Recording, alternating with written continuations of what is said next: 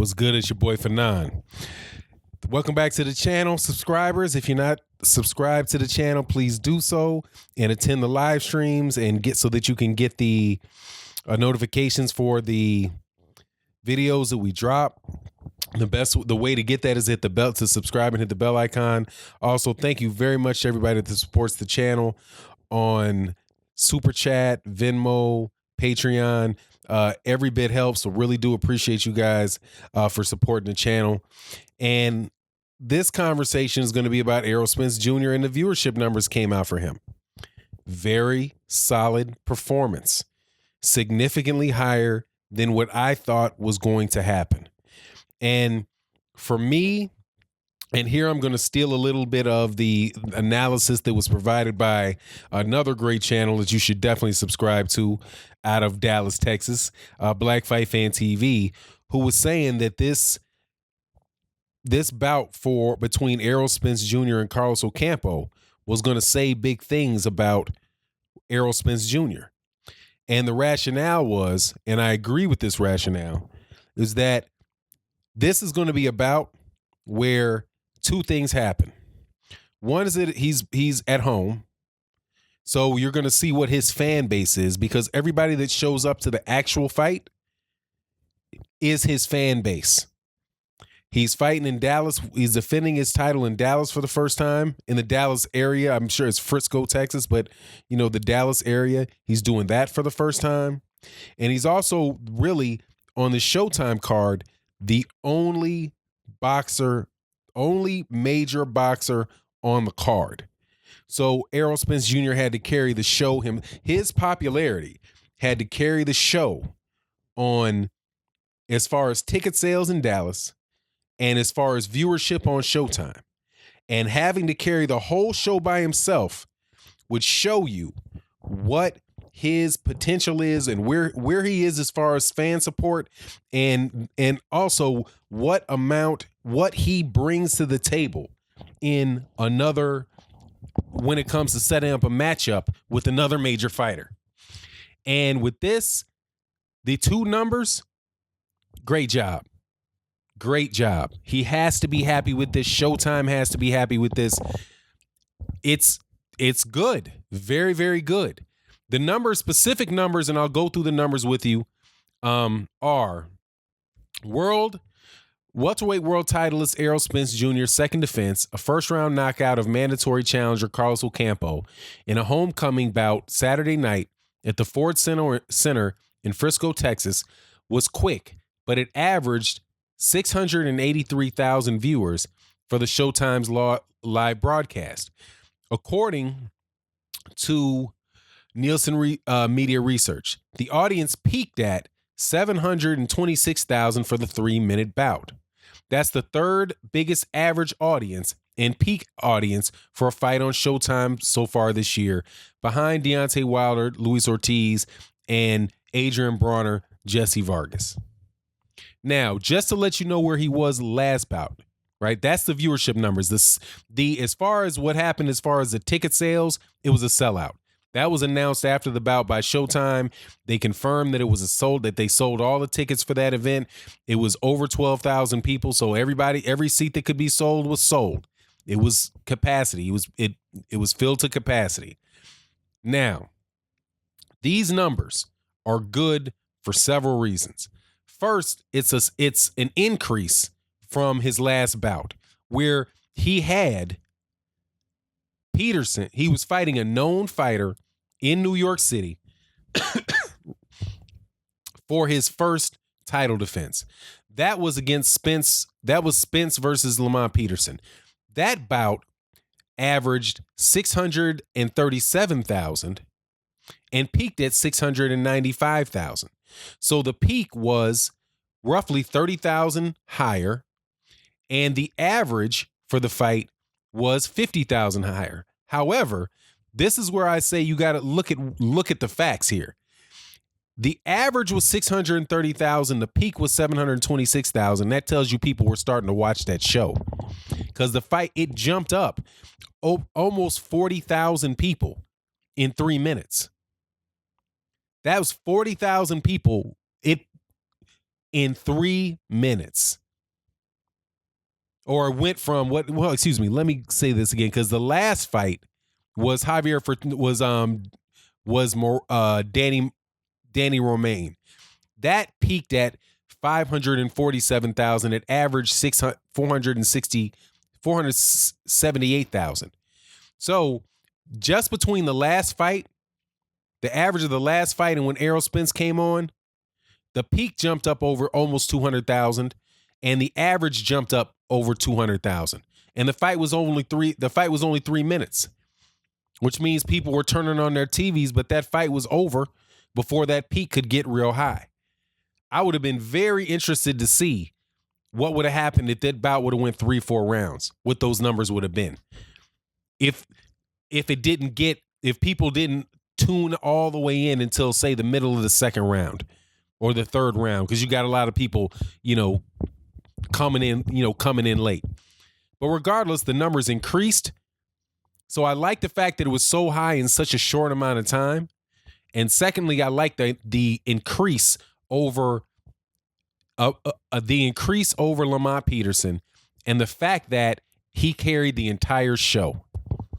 If you watch all 726,000 people that were watching at that peak, every single solitary one of them, well, I can't say every single solitary one of them, but you can bet that the 726 that those people came to see Errol Spence Jr.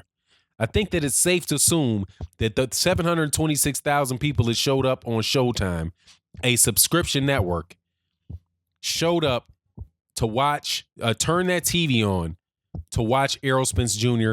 They didn't come to watch Carlos Ocampo.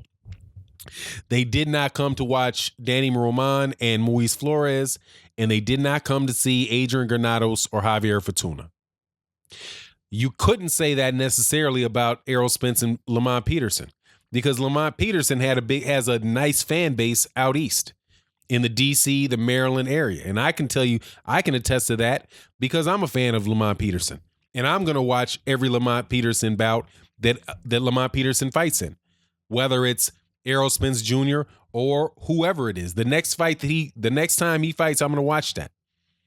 There are a lot of people in my comment sections that were in support of Lamont Peterson that believe Lamont Peterson had a chance to win, had a chance to beat Errol Spence Jr. He's a legitimate name in the sport of boxing. So it could have been argued, and I do believe it would be reasonable to have argued, that some of that 695,000 people at the peak, or the average of the 695,000 at the peak, came to see Lamont Peterson. So for you to take away Lamont Peterson, you take Lamont Peterson off that card, substituted with Carlos Ocampo, who's never fought outside of Mexico before, and have those numbers increase, it tells you that the popularity and the popularity and the footprint of Errol Spence Jr. is growing. It's growing. It's not a situation where, like I thought, I'm going to tell you, man, it exceeds my expectations, because I looked at the whole thing and people asked me, like, what do you think the numbers are going to do? I was like, look, man, if it does 550,000, like right around where Danny Garcia did, because I was like, man, what does Danny Garcia did? Danny Garcia did somewhere in the 500,000s last time. So I was like, okay, if it does, with nobody there, if it does the same numbers that Danny Garcia did against Brandon Rios, okay, that tells you that Errol Spence Jr.'s popularity is slightly, it's on par, if not slightly better, or it's slightly better than Danny Garcia's.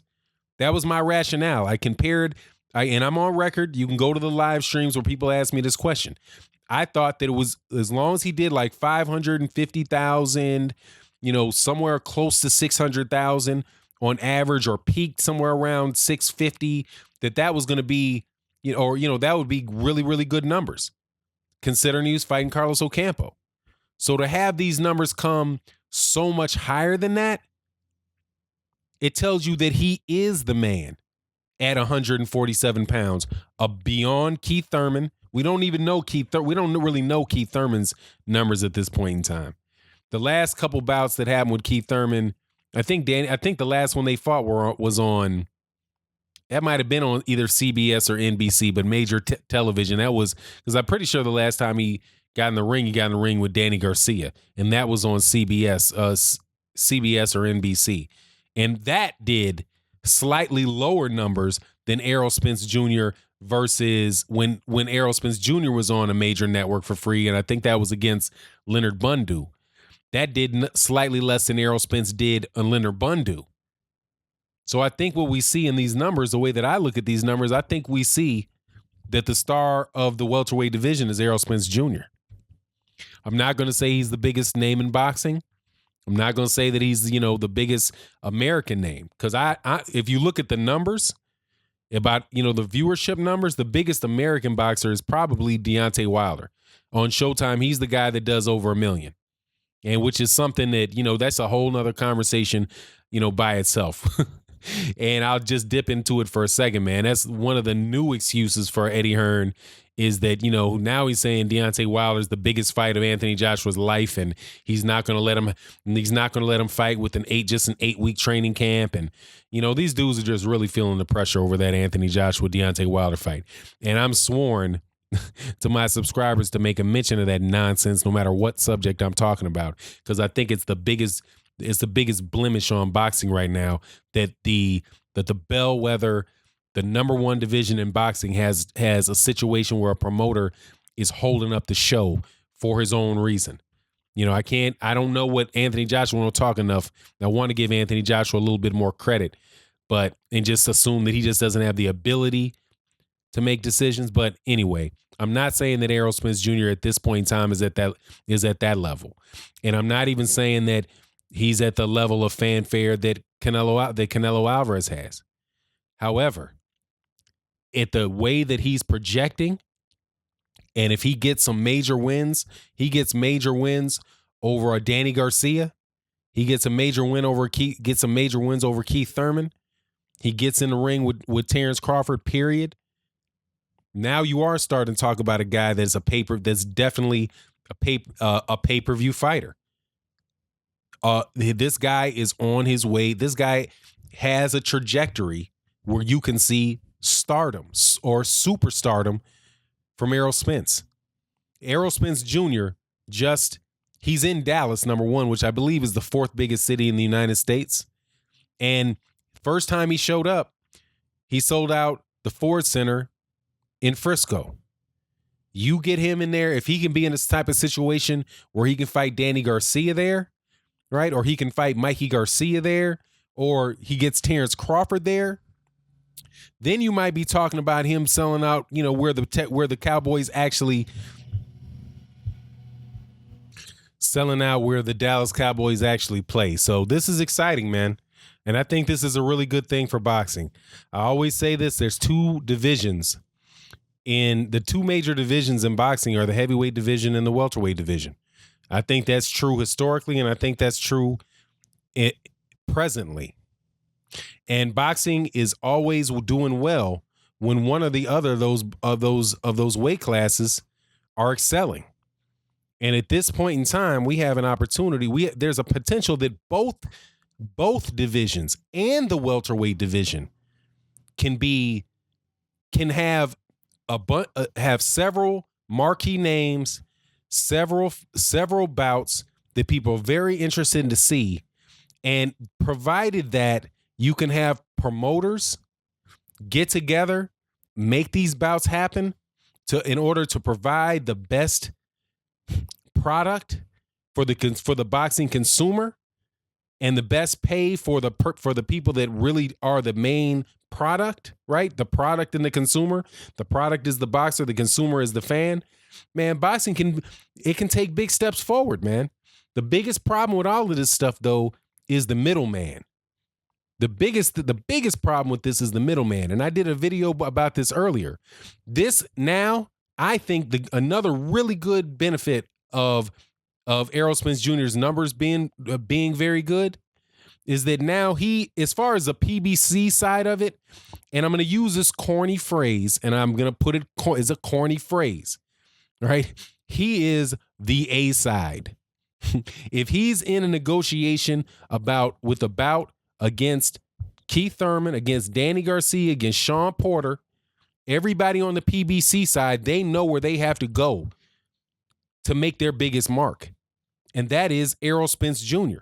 Now, I'm not going to talk about Terrence Crawford because I think Terrence Crawford is, like I said, he's on the other side of the street. The common way that, people refer to that, he's with a different promotional outfit. And that's just an entirely different set of issues that come into play, because you're not just dealing with what Terrence Crawford can get. You're talking about what Bob Arum can get and what Bob Arum wants. And I'm positive that Bob Arum, I'm not going to say I'm positive, because honestly, Bob Arum surprised me with making Lomachenko versus Linares. I was shocked about that. I didn't see that coming. But the way that Top Rank usually works is they love in-house fights. They love in-house fights. And if it's not an in-house fight, if it is an agreement with another promoter, it's somebody it's a situation where their matchmakers really believe that they can that they're going to win that bout. So when I'm looking at Terrence Crawford, I just think that everything over on the Premier Boxing Champion side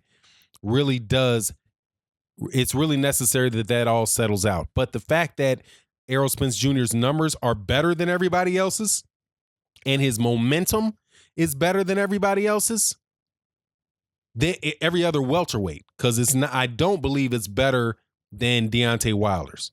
Deontay Wilder's got kind of a force that's pulling him up. I got it now. Here I'll give Anthony Joshua and give full credit to Anthony Joshua, give full credit to the UK in this regard. That fan base that is standing behind Anthony Joshua is increasing the value, increasing the value of the heavyweight division. Like, the phrase that you hear, a rising tide lifts all boats. That's what's happening at the heavyweight division. However, at the same time, the guy that's at the highest peak of that tide is acting like everybody else is still underwater. They're not. Right. That's just how it works. You get one guy making a lot of money, one guy that is the center focus of it. Somebody else is going to rise up. Mike Tyson fought Evander Holyfield, and Mike Tyson, there ain't never been a time when Mike Tyson wasn't a bigger name than Evander Holyfield. But when Mike Tyson fought Evander Holyfield for the second time, Evander Holyfield made $35 million and Mike Tyson made 30. It's just, like I said, a rising tide lifts all boats. But if there was no Mike Tyson, more than likely Evander Holyfield would have never made that type of money. It was Mike Tyson that lifted everybody else's pay. It was Mike Tyson that allowed Holyfield to get recognized like Holyfield got recognized. And then Holyfield's bouts with Bo, right, raised Bo up. And Bo Holyfield raised Lennox Lewis up. And that's just how it goes. So it's as far as the welterweight division now, where Errol Spence Jr. was somebody that was being avoided by Keith Thurman, like, hey, young buck, I see you, young buck. Yeah, I bet you see him now. I bet you saw him sell out. I bet you saw him sell out the Ford Center. I bet you see him doing good, doing these very, very solid numbers, right? So now get in the ring with him, man. So everybody else can rise, and then the welterweight division can rise. And I think that's most likely to happen with the guys on the PBC side. As much as I'd love to see Terrence Crawford and Errol Spence Jr., I just think that is going to be something that gets dragged out, and honestly, to make that fight happen, Errol Spence is going to have the harder road to make that fight happen, because he's going to have to beat. Errol Spence is going to have to beat more high level opponents to make that fight materialize than Terrence Crawford will. Because Terrence Crawford just needs to hold down that WBO, and even listen to the name of the guys that he's going to get in the ring with, right? You're talking about Jose Benavidez, Amir Khan, right? Carlos Adames, right? Those type of guys. Those are the type of guys that are going to be the next 2-3 fights for Terrence Crawford, where Errol Spence Jr. has a harder road. But while he takes that harder road, if those number projections keep going that same way, then, hey, man, that A side, that quote unquote A side, or that serious leverage that he should have over these welterweights to make the fight happen, number one, and to get what he wants out of the fight too. And I mean, that leverage, that's the most important part for that leverage for me, is that these guys won't run from him because they know you can't run from the number one guy in the division, right? And Terrence Crawford is not that. I think he's the number one pound for pound guy in boxing, but I don't think he's the number one welterweight. But anyway, with that, I'm out. Peace.